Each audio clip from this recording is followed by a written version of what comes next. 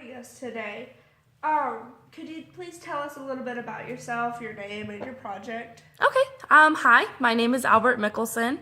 I worked on a project with my partner in 1887, and the objective of our project was to prove the existence of ether. Interesting. So how were you guys doing this? Like, what were you trying to find? Okay, so as I said before, the point of our project was to prove the existence of ether. A little bit of background: ether is a colorless substance that is supposed to surround our world, acting as a medium that light must pass through. Now, our theory was that light in outer space had to move through this medium, and when it was passing through this medium, it would travel at different speeds. So to conduct our experiment, I created an interferometer. So what an interferometer is it's basically there to measure the difference of the arrival of two different light beams. So how it worked is a light beam was shot through a partially reflective plate that was mounted at a 45-degree angle relative to two mirrors. At this point, it would split the light, sending them to the different mirrors, and these mirrors were mounted on a rigid base that would rotate freely on a basin filled with liquid mercury. The idea of this was to reduce as much friction as possible. So at this point, the mirrors would reflect the two light beams back. They would hit the reflective plate and bounce off into a light sensor.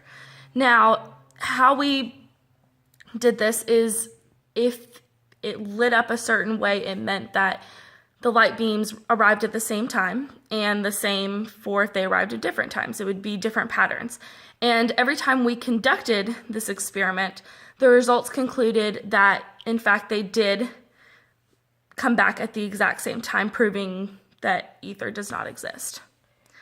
Interesting. So you obviously needed a lot of equipment, to do this experiment. So where did this occur?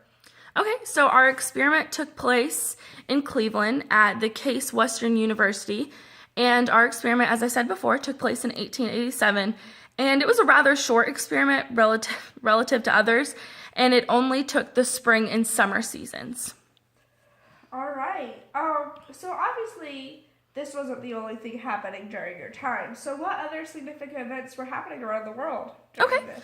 So January 20th, the U.S. Senate approved to lease Pearl Harbor as a naval base. A little bit more of a fun one: February 2nd, people began gathering at Gobbler's Knob in Puxatawney, Pennsylvania, and this was the beginning of the search for the groundhog's shadow, which is kind of a fun one.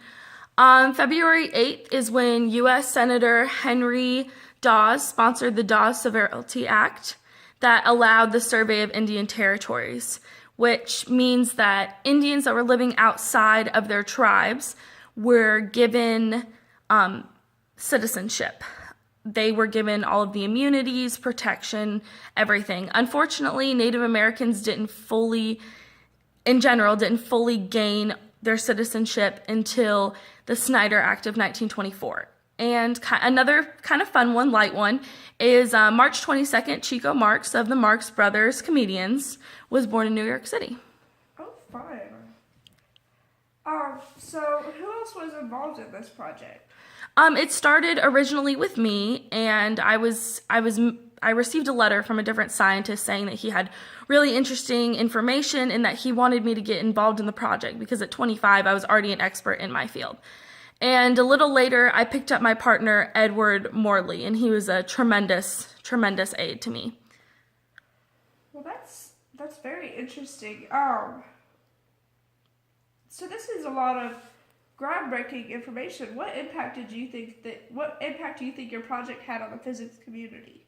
Okay, so the disprovance of ether caused quite the uproar in the physics community.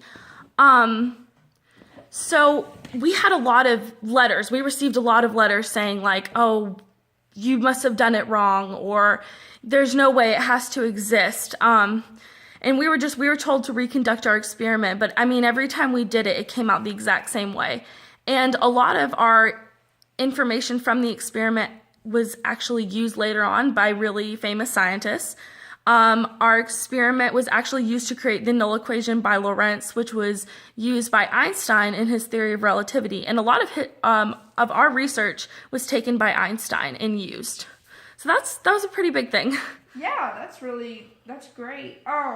So what was your role in the project? So I was the leader of the experiment, basically. I actually created the interferometer. That was my creation. That was the sole use in the experiment. Well, that sounds like some great work. Did you receive any special awards for this great work? Actually, yes, I did.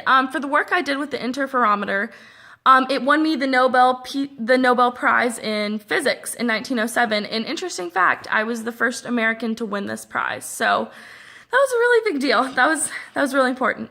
Well, congratulations. Thank you for coming today. Thank you so much for your time.